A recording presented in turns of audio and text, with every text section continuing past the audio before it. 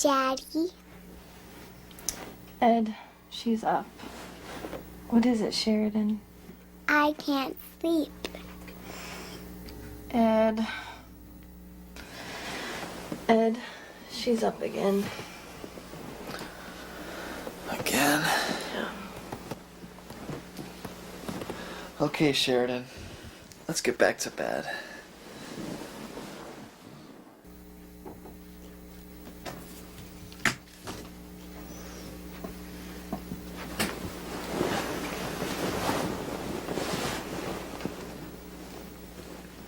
Sheridan, you need to stay in bed. Okay. Sweet dreams, Sheridan.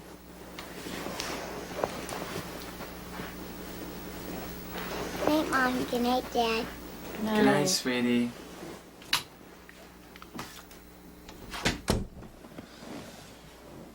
I just don't get it.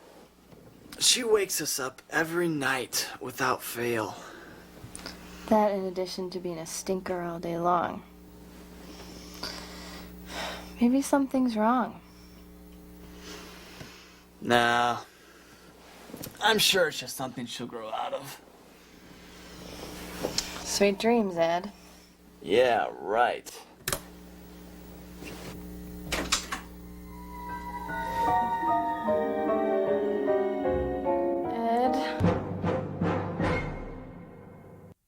And welcome back to our second session of Growing Kids God's Way. We trust that your week was filled with plenty of opportunities to give your children the moral reason why. We want you to know that in this particular session, Anne-Marie, we're going to be talking about the biblical foundations of the family. What does that look like? Well, it talks about from the very beginning in the book of Genesis when God created male and female did he make them, and the importance of the marriage relationship and how that impacts the whole entire family and your relationship with your children. That's right. You know, we're going to have plenty of couples that are going to be joining us, but we also realize that we have a number of single parents joining us, and we want you to know that these principles do apply to you. And we will be making reference to the single parent and how these principles can be incorporated into your unique situation. So in a moment, our class is going to join us, so get ready. We're going to come right back with the biblical foundations of the family. Well, ladies and gentlemen, I want to welcome you to our second session of Growing Kids God's Way. This is entitled Right Beginnings. I really cannot go forward in our teaching. I cannot talk to you more about training your children in moral character, talking to you about biblical discipline, talk to you about building a trusting relationship without the context of this lesson. For all of these things need a family context. Now, what we're going to be discussing in this particular session is the importance of the husband-wife relationship to the entire parenting process. Our focus will be on two related evils that threaten successful parenting and leads to the demise of the family. Number one, it is not understanding the importance of the husband-wife relationship in the parenting process. And number two, it is child-centered parenting. Let's get started with a very basic premise. Moms and dads, the greatest overall influence that you're going to have in your parenting will not come while you're in your role as a mom and dad, but rather while you're in your role as a husband and wife. In this particular lesson, I plan on demonstrating that truth to you, and the place that I want to take you to verify it is the book of beginnings. It's the first book of the Bible, the book of Genesis. The biblical foundations of the family are established really in the opening chapters of this particular book, especially chapter 2. Now, what makes chapter 2 of the book of Genesis so significant is that God took one portion of the sixth day of creation, as recorded in Genesis chapter 1, and He amplified the details for our understanding, and then He presents them all to us as chapter 2. Actually, chapter 2 of Genesis is one great big parenthesis that fits right between Genesis 1:26 and 1:27. That is, between those two verses, you can take the chronological order of Genesis chapter 2 and put them there. It was the Lord's intent, obviously, that we would know exactly what He was thinking when He made man and He formed the family. Now, the stage is set for us in Genesis 2, verses 7 through 17. There we read that God planted a garden, and He took man, created man, and He brought man to the garden. He placed man in the garden to take care of it, to till it. That is the backdrop for the next major event, the creation of the woman. Now, there are two central questions that we need to ask, and we will answer. Number one, why did God create the woman? And number two, why did God establish marriage? Let's talk about this. Those questions are going to be answered, and we're going to start out in Genesis 2:18. It's in this particular verse that God clearly states man's condition when he said, "It is not good for a man to be alone. I will make him a helper suitable for him." Now, in this one verse, please understand that God declares his intent for the creation of the woman.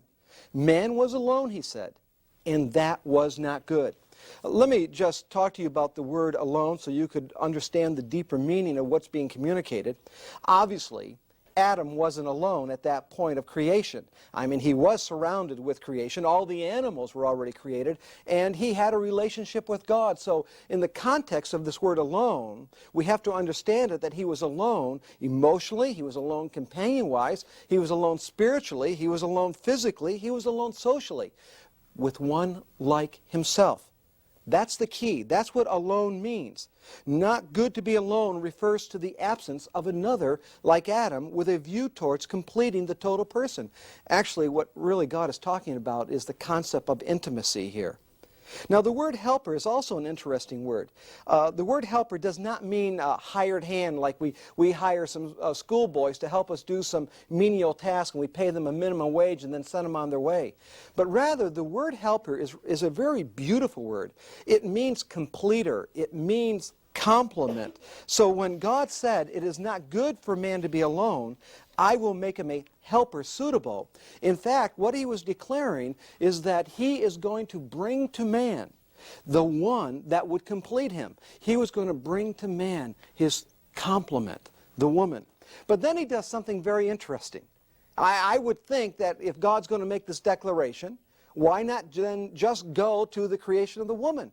But he doesn't do that. What he has Adam do after he tells us that of his condition is begin the process of naming the animals. In Genesis 2:19 and 20 we read this. "Out of the ground the Lord God formed every beast of the field and every bird of the sky and brought them to the man to see what he would call them. And whatever the man called a living creature, that was its name. And the man gave names to all of the cattle and to all the birds of the sky and to every beast of the field. But for Adam," here's the key, "there was not found a helper suitable for him." I like to, first of all, contextualize what I'm seeing here. I like to think that maybe like when the animals came to the ark, that they came in front of Adam in pairs, male and female. And as Adam was naming all of the animals, he became very aware that of creation present, there was not yet anything created like me. Actually, what God was doing is he was using an illustrative teaching device for Adam's sake to arouse in Adam a deeper understanding for one after his own kind. He clearly wanted Adam to understand that that complement, that completer, that there is no substitute currently created, that completer was going to come from his hands. So then we read in Genesis 2:21 through 23, "So the Lord God caused a deep sleep to fall upon the man, and he slept. Then he took one of his ribs, and he closed up the flesh at that place.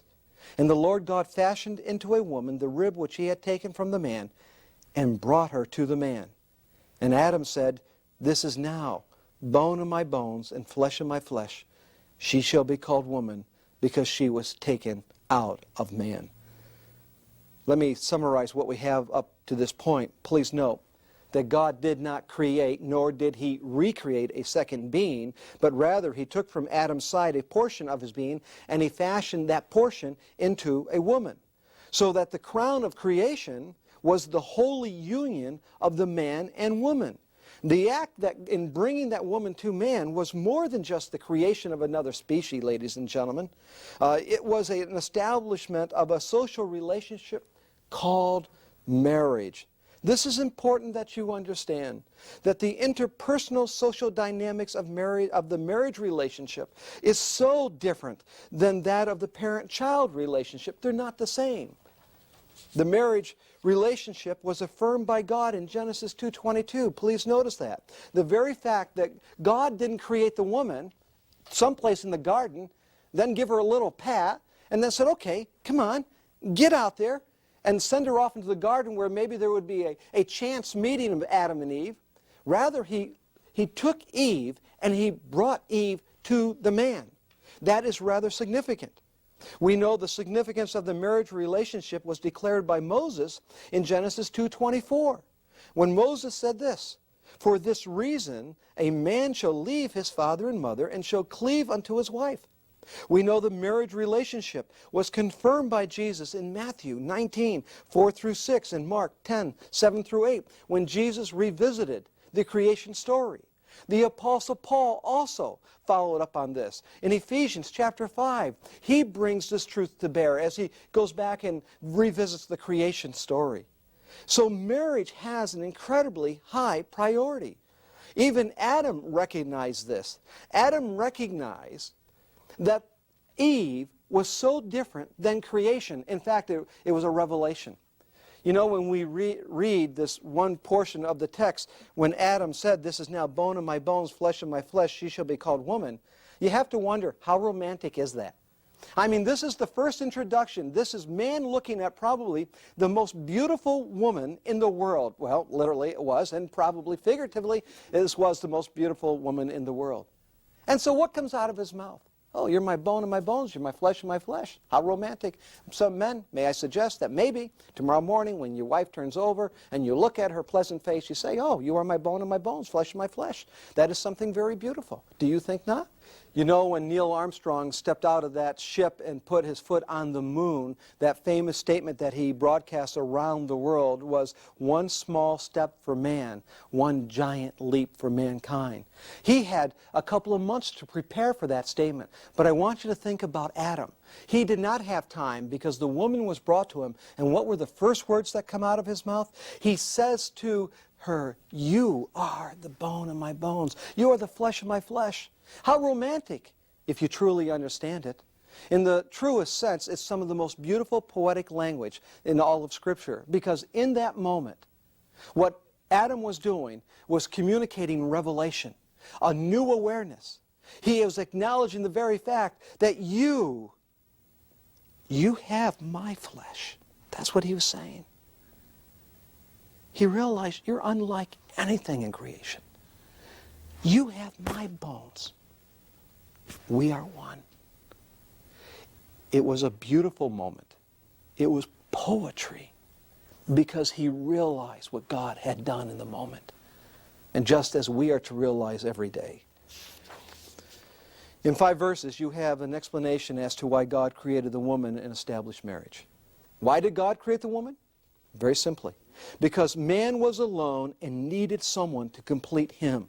One who Adam would neither worship like God or rule over like the animals.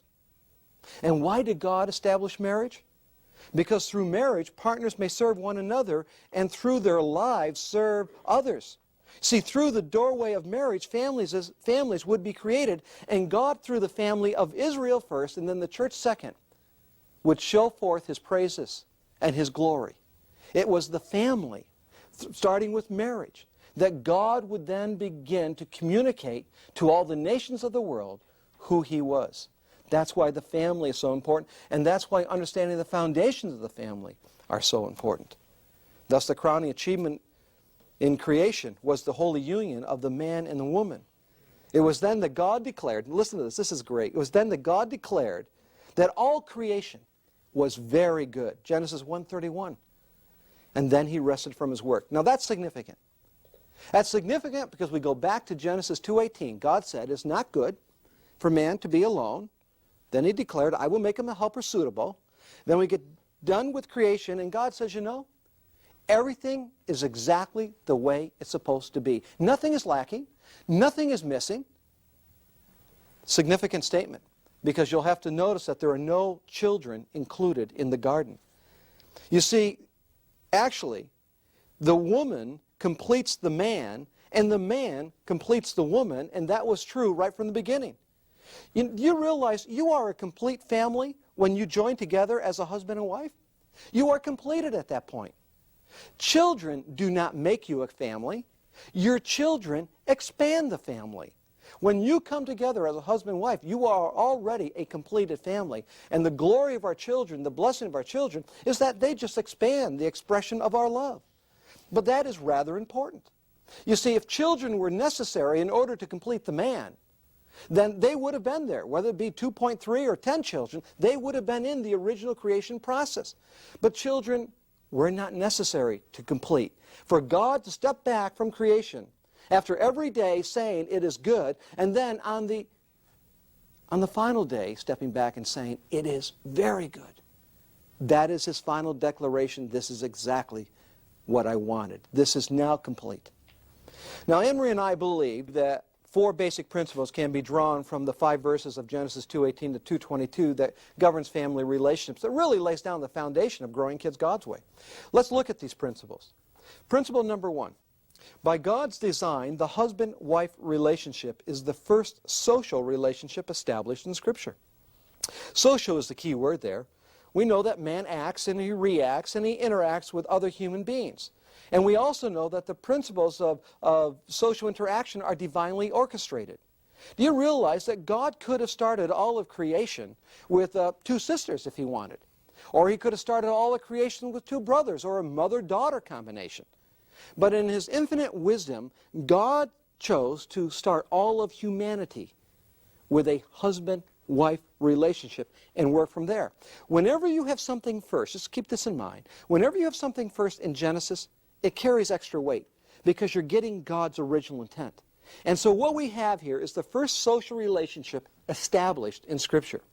Principle 2 says this: by God's design, the husband-wife relationship is the first in a system of dependent relationships. Key word there, dependent. In God's economy, listen now, the strength of all family relationships are dependent upon the strength of the husband-wife relationship. That truth will always be there. The dependency factor is inherent in all of creation. The quality, listen, the quality of the parent-child relationship is absolutely dependent upon the quality of the husband-wife relationship. We will say to you moms, you can spend 24 hours a day with your children. You could play with them. You could nurture them. You could be with them all the time. Moms, listen to me. You will never be a better mother than what you are as a wife. Why is that? Well, there's this dependency factor. And you dads, you could come home from work, you could play with your kids, you could buy them all types of special things, you can go camping and do trips, you could spend all that quality and quantity time, and gentlemen, you will never be a better daddy, a better father than what you are as a husband. Why? It's because of this dependency factor. The quality of the mother-child relationship, the quality of the father-child relationship is absolutely dependent upon the quality of the husband-wife relationship. It's part of the fabric of creation. God doesn't alter his scheme. He doesn't alter his ways. When we look at the dependency factor we see in creation, day 2 was dependent upon day 1. Day 3 of creation depended upon day 2. Day 4 of creation depended upon day 3. The same dependency factor, it flows all the way through his moral laws and relational laws. Principle 3 says this: as a result of God's design, the husband-wife relationship must be viewed as the priority relationship in the family. Now there's a daring statement. I am here talking to you about parenting, and I am saying to you right up front that if you want to be successful in parenting, make sure that you view your marriage as an absolute priority. Let me tell you why. Priority speaks to the prevailing attitude that must be present for successful parenting. We believe with our whole heart, if you really love your children, then give them a beautiful gift. The gift of your love for each other. Now I know that when single moms are sitting in our classes, and many of them will be in the future, that this is a hard thing. But we praise God for his wonderful gift of grace, because we realize in the single parent household, he really is the father of the fatherless. He really is the protector. He will come along and add the grace that is not there, the grace that you may have as your partner. We'll talk more about this, but I want you to know that if you are able to give your children a twosome in partnership, then give them the gift of love. See, your children must have the confidence in your relationship. You know, we used to go out on our Friday nights or Saturday nights, Anne-Marie and I, and the children would be coming to the door and we'd say, we're going out, and you're not coming. And the reason you're not coming is because we love you. And they would say, well, Daddy, if you love us, take us. And we said, no, no, no. We love you too much to take you. You're staying home. And Mommy and I are going out. Now, when our children were young, they may not have understood the fullness of that statement. But in truth, ladies and gentlemen, when they grew up, they did understand it because they had the abiding confidence that the two most important people in their life loved each other. And that's the key. That's the gift that you give your kids. That is absolutely necessary. You are the head and the heart of the family. You must show them that you love each other. I used to go on a diet. I mean, these crazy diets. Now, Anne-Marie won't let me do that anymore. I went on a diet once. It was one of those crash, don't eat, just drink water, and 7 days later, or 7 days later, you lose 10 pounds, and 7 days later, you gain it back, one of those. And I was in the middle of this incredible fast, and I was teaching a class. It was like on a Wednesday night, the third or fourth day, and I was just bouncing all over the place. We happened to have had a nutritionist in the audience who said, I need to talk to you after class about what you're doing to your body. And she explained to me after class that, do you realize what is happening? She said, when you do this crazy stuff with your body, in fact, your major organs all get together and they go to a boardroom and they have a meeting. And your brain and your heart sit on one side of the table, your liver and the kidneys sit on the other, and they begin to dialogue, realizing this guy, he's not bringing in enough nutrition to take care of us. And so what happens automatically, by God's design, the liver and the kidneys will systematically stop receiving nutrition so that the head and the heart, the brain and the heart, will get as much as they can. That is exactly what happens in the marriage relationship. Your children need the head and the heart to survive. That's why we're talking about the priority relationship. That's why giving your children something so beautiful as a loving relationship is one of the greatest gifts you can give your kids. We'll talk more on that in a moment. Principle 4 says this: since it's the priority relationship, all other relationships function subject to that of husband and wife. Subject speaks to the authority structure in the family from which the priority attitude can be worked out. Authority is God-given, and structure is an important element of a child's development. Child-rearing philosophies that promote the idea that parents should be reduced to an equal status with their children was never God's intent. If there is to be harmony and love in the family, parents must assume their God-given role by leading their family together. It's a co-regency. If you remove parental authority, or if you push the moral requirements back so far that you don't need parental authority, then chaos will visit not only your family, chaos is going to visit the society.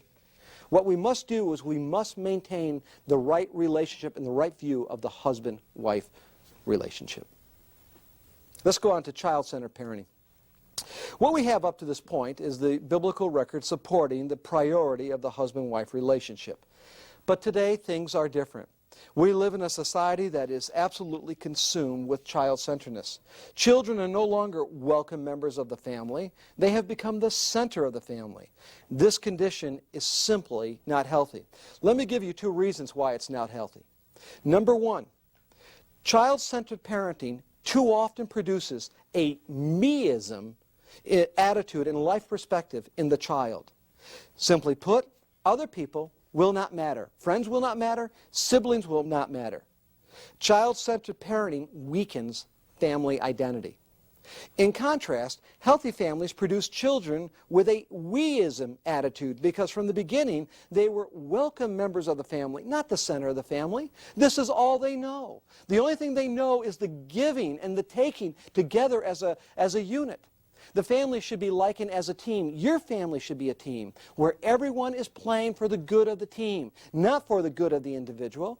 That's what happens when you produce this weism attitude, when you understand the true concept of family. B on your outlines, a second condition of child-centered parenting is that it affects the very security of a child and increases the need for discipline. Let me explain this very important truth by looking at 3 priority needs of early childhood. Follow this, please. The 3 priority needs of early childhood. Number 1, a child has a need to know that he is loved by mom and dad. That's pretty basic. A child has a need to know that he is loved. Number 2, every child has a need to know where he belongs in mom and dad's life, where he belongs in the family. That's the positioning, the placement. That he's not an equal with mom and dad, but that he's still a giver to mom and dad, and he's a receiver of love. But third, a child has a need to know, this is the big one, that mommy and daddy love each other. This we consider to be a critical developmental need. How amazing it is that children, all children, your 2.5-year-olds, your 3-year-olds, they have a built-in sensor, radar device that hones in immediately on any parental conflict. It is an amazing thing. Even infants under a year can realize if there's conflict between mom and dad. That's how powerful this is. When a child perceives more weakness than strength in his parents' relationship, a low level of anxiety results, ultimately putting a strain on every learning discipline and experience that the child has. Now, follow this. Let me say it again to you. I'm going to make sure you guys have this. If a child has failed confidence in mom and dad's love relationship, that creates a low-level type of anxiety that puts a strain on every learning discipline. Because the child is constantly asking the question, Mom and Dad, how are you doing? And what is truly amazing is that these children, who are only 2 and 3 years of age, they have this fully developed need to know that Mommy and Daddy's relationship is solid. If that is in question, a child will begin to act out and do things in hopes of drawing the 2 of you together. Allow me to demonstrate this point by way of a story. A number of years ago, a father called me. A young father had a child that was getting up in the middle of the night, a new behavior. And with blanket in tow was going down to Mom and Dad's room and just standing there, once in a while hopping in. The parents would wake up, take the child back, tuck the little girl in her bed, talk to her, kiss her, pray with her, go back to the room. And then a few minutes later, the little girl would come back out, go on down. Well, this was going on now for several weeks, and it was getting old. Mom and Dad, well, they threatened her, they bribed her, they promised her, they did all kinds of things. But ladies and gentlemen, nothing worked. So the father, out of desperation, calls me. And so we talked for a while, but Anne Marie and I realized that the best way to get to the heart of the problem is maybe spend some time with his family. So we made arrangements to go over to their house. We spent an evening with them, just visiting. We observed the little girl. Everything was fine. When they put her down from bed, no problem. She would say her prayers, get in bed, fall right to sleep. It was only in the middle of the night that this little girl was getting up and getting out of bed. So we all retired after she went to bed to the couch, and I remember that the father slaps me on the shoulder and says, "Hey, what do you think?" And after watching this girl and looking at this little girl, I said to him in a very daring way, "I really believe that your daughter is insecure." And he said, No. He said, "My daughter's not insecure. My daughter's not afraid of anything." And I shared with his dad, I didn't say your daughter was afraid. I said your daughter looks to be insecure. There's something going on inside of that little body. He said, "How do you know?" Her eyes. Her eyes revealed everything. I said, "Tell me," thinking about these principles that I've shared with you. I said, "What do you do when you come home from work?" And he began to go through the explanation of all that he would do, that he would come home from work and he would play with his daughter, and after he'd come in and said hello and greeted his wife, and they would take walks together, and then they would have dinner, and then sometimes they would go back and have more time together. And then I said, "Well, what do you do when that's all done?" He said, "Well, we put her to bed. Then what happens?" He said, well, then that's our time. That's our time to be together as a husband and wife." So this is what I said to the father. I said, "Tomorrow, when you come home from work, instead of going in and giving your wife a kiss on the cheek and a pat on the head and going off and playing with your daughter immediately, what I want you to do is give your daughter a kiss on the cheek, and then I want you and your wife to go over to the couch, and I want the 2 of you to spend 15 minutes there talking to each other." Now, I'm going to tell you what will probably happen with your daughter. Your daughter will probably physically and emotionally pull on you. She's going to probably want Daddy to play with her. But this is what I want you to tell your daughter, lovingly but firmly. No. No. First, Daddy's going to spend time with Mommy. And when Daddy's done with Mommy, then Daddy's going to spend time with you. But Mommy's first. Now, the husband was going, I don't know if this is going to work. But the wife was sitting in the chair going, oh, good, good, good, good, good, good, good. Father agreed to try it. After 5 days, I heard from that dad who started off his conversation with, you won't believe it. I said, try me. He said, my daughter, after 3 days, started sleeping through the night. And all of the demanding behavior that was taking place during the day, it all seems to have disappeared. I began to share with the dad after he asked me what happened, that I believed that his daughter's insecurity in her behavior was really driven by her need to know that the two of you had a love relationship that was tangible. See, of course, yes, during the day, just like in your family, the daughter heard from the mother who said, you know I love your father. And in the evening, the daughter heard from Dad who said, you know I love your mommy. But the only time she ever saw the two of you in your role as a husband and wife was in the middle of the night when the two of you were trying to solve this problem, or the next night at the dinner table, she and her behavior was keeping the two of you talking with each other. And thus, since her behavior was driven by the lack of confidence in your relationship, no amount of spanking and no amount of nice words was going to curb that behavior. So it wasn't until the two of you routinely went over to the couch that you began to give her a visual sense of your togetherness. That's when she was able to breathe, in the truest sense, a sigh of relief. Oh. In her little heart, she said, now, Mommy and Daddy, now that I know the two of you love each other, now that I can see the two of you together, now I can get on with my life without having to worry about or without having to try to orchestrate bringing the two of you together. You see, a child's orientation to life is framed in the reflections of reality that is all around. If that reality is void of the husband-wife relationship, then insecurity is fostered. And folks, when you touch security, you affect every other learning discipline. And I would say the most common way that we affect the security of our child is by not realizing how significant the husband-wife relationship is in a child's orientation, in a child's world. The couch time in this case simply provided the visual confirmation that this little girl needed to know that her parents really loved each other. Think about it. Let me take you back, okay? Just so you'll understand the significance of what is being said here. Remember when you were young? Remember when you were children? Maybe this happened more than you want to remember. Remember when it was nighttime and you were laying in bed as a little girl, as a little guy? And you could hear from the other room your mom and dad going at it. You could hear the yelling, you could hear the screaming, and your little heart was in tune to that. What is it that you wanted as a young child without anyone telling you? You just wanted to go up to your mom and dad, and you wanted them to love each other, and you didn't want your mom to yell at dad, and you didn't want dad to yell at mom. You knew, somehow you knew, intuitively you knew, if something happens to these two people, my whole world is going to collapse. That's how children see it. My whole world is going to collapse. Do you remember those occasions? Do you remember that feeling in your own heart?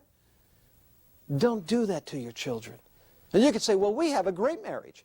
You know what? Well, our past is buried. And the both of us have overcome that. That's wonderful. Praise God. That doesn't necessarily mean, though, that you are giving your children a tangible view of your love. This is an amazing thing. Ladies and gentlemen, children know intuitively, just as you and I knew when we were growing up, that if something happens to mom and dad, our whole world is going to collapse. If the parent's relationship is always in question in the mind of the child, then the child will always live his life or her life on the brink of collapse. And that's exactly what child-centered parenting does. It distorts the biblical reality of the family and emotionally pushes the child to the brink of disaster. Folks, there's a much better way. Give yourself over to the reality of Scripture. Give yourself over to the husband-wife relationship. By faith, understand you're going to give your children something very beautiful when you give your children a tangible love relationship between the two of you. Right now, I want to stop right there with this all-important lesson. I want to remind you, it doesn't matter what we teach you from this point forward. If you don't understand this concept, then everything we give you will be for naught, because it all rests on the priority relationship.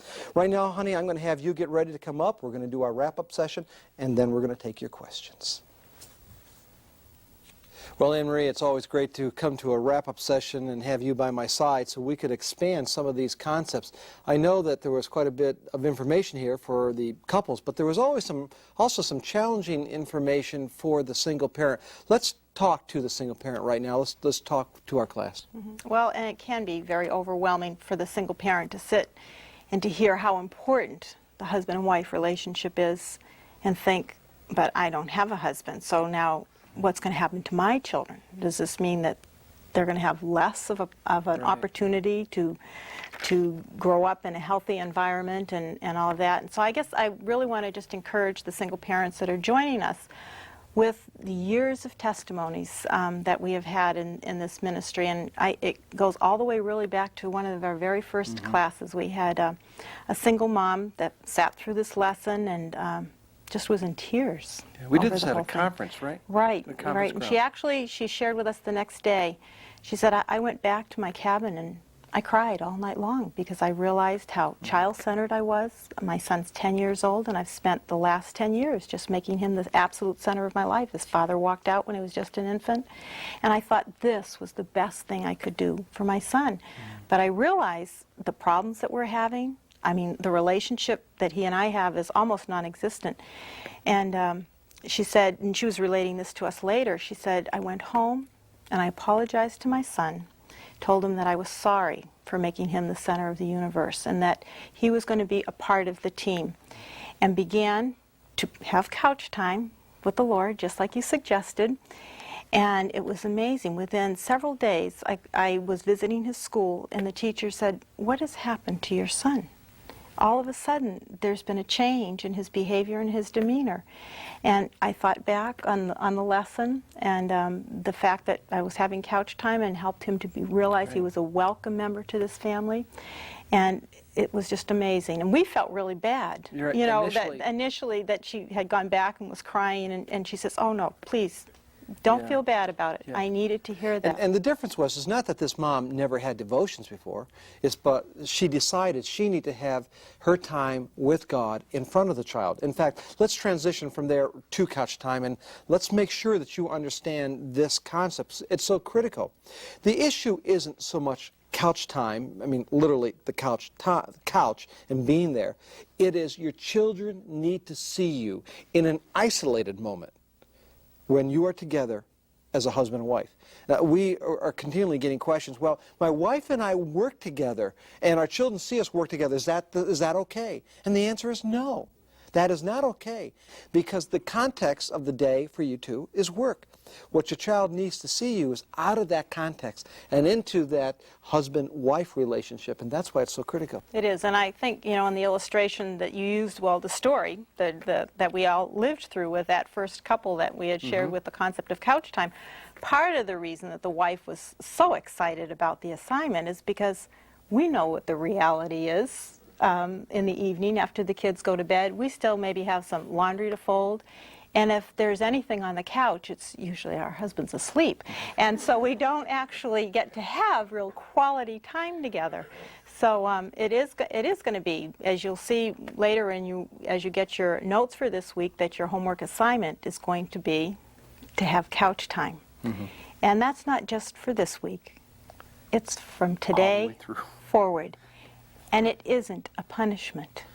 It is so amazing. When we talk to couples about it, it's like, you know, you'd think we were sending you to hard labor to sit on the couch as a husband and wife. You married each other because you wanted to be together. So, you know, this is something that you start, Right. if you haven't already been doing it, get in the habit of doing Right. it. And it is powerful. This scenario that we presented with the little girl waking up in the middle of the night, that is not an isolated situation. That happens all over the country, all over the world. Sometimes it's discipline problems, but I remember we had some friends who relayed a story to us.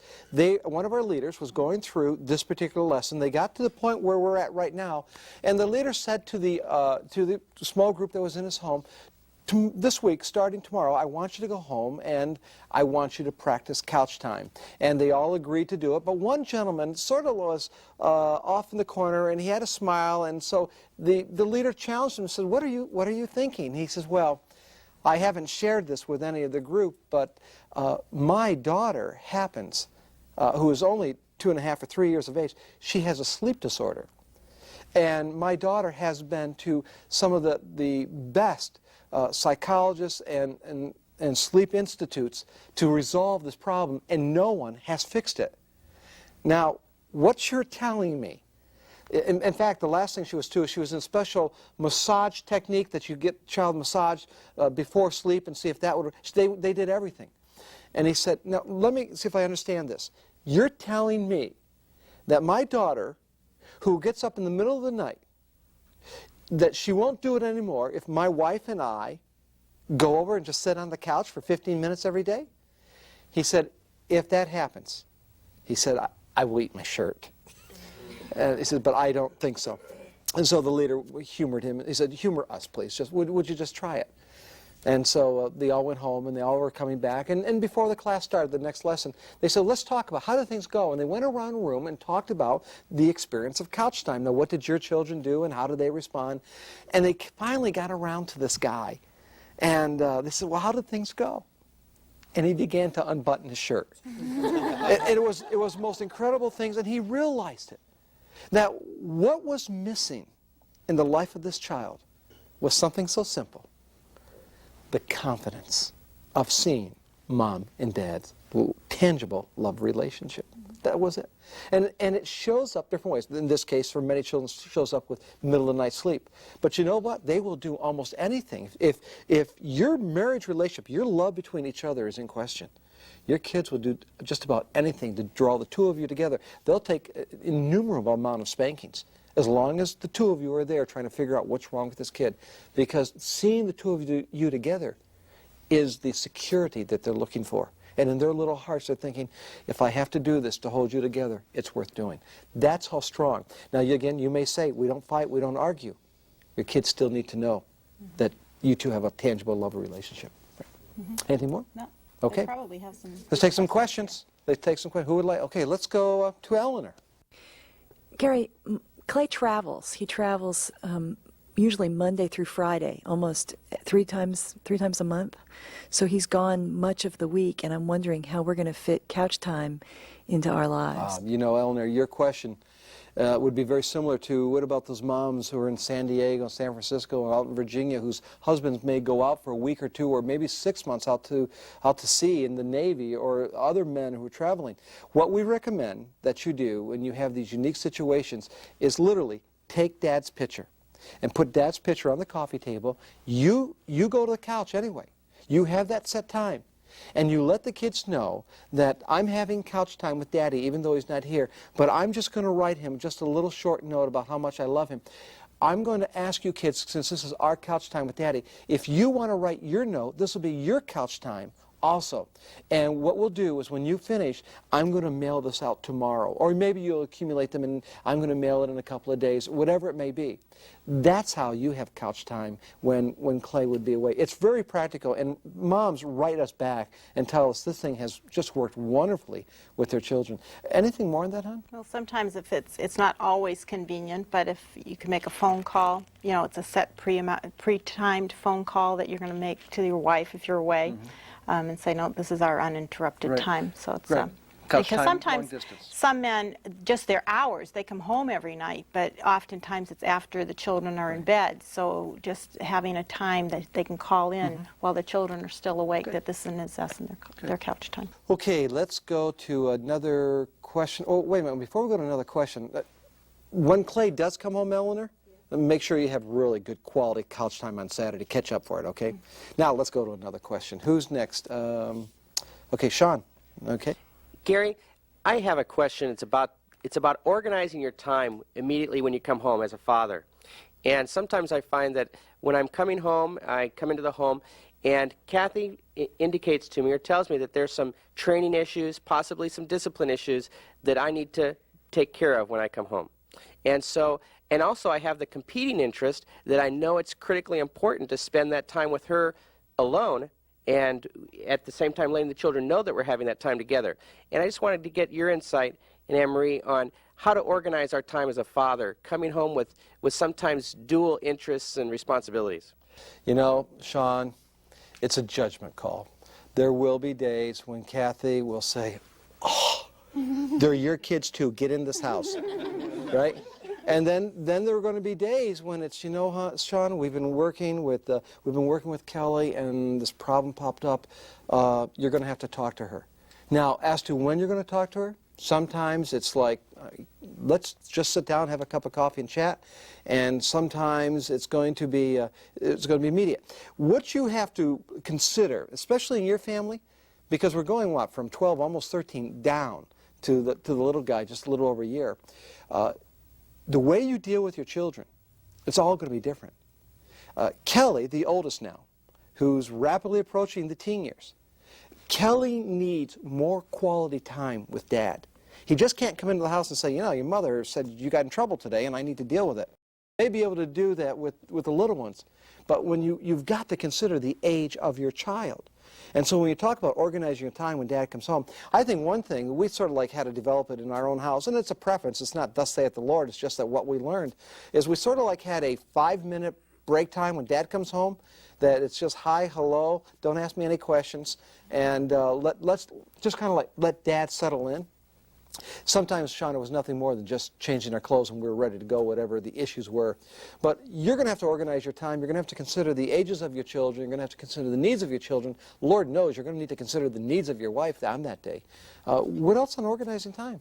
I think, you know, again, what we need to remember is that the couch time is a vehicle that is delivering a principle, and the principle is the priority of the husband and wife relationship. And like we talked last week, we don't want you to become legalists with this. This doesn't mean as soon as you walk through the door, you've got to go immediately and sit down on the couch. You've got to take into consideration the context, how many children you have, what's happened during the course of the day. The principle is that somewhere in the course of the evening, that while your children are still awake, you have some time together as a husband and wife, that your children can know, no, this is Dad and Mom's special time. Right. Thank you. Who's next? Let's go to Jim. When I get home from work, my wife and I will sometimes sit in the kitchen or talk while she's making dinner. Is there any magic about the couch? Oh, yes. In fact, if you have a hideaway bed with 2 pillows, that makes it even more spiritual. No, there's nothing magical about the couch. Obviously, couch time is the term we're using. But no, you guys may have that couch time in the kitchen. What we do suggest is that you don't be butterflies and float around every other day, that you have a common place. Now, maybe for you guys, it's going to be in the kitchen. Maybe it's on a stool and you're talking. Couch time, though, is not going to take place, Jim, when you're sitting on the stool and Mom's getting dinner ready. That's not couch time. That may be nice talk time, but in the mind of the child, that's not Mom stopping and giving attention to Dad. So wherever you may have it, there needs to be that give and take, the eye contact, just being together. And look, it may be 5 minutes, and it may be 10 minutes, and you guys may even enjoy it and go 20 minutes.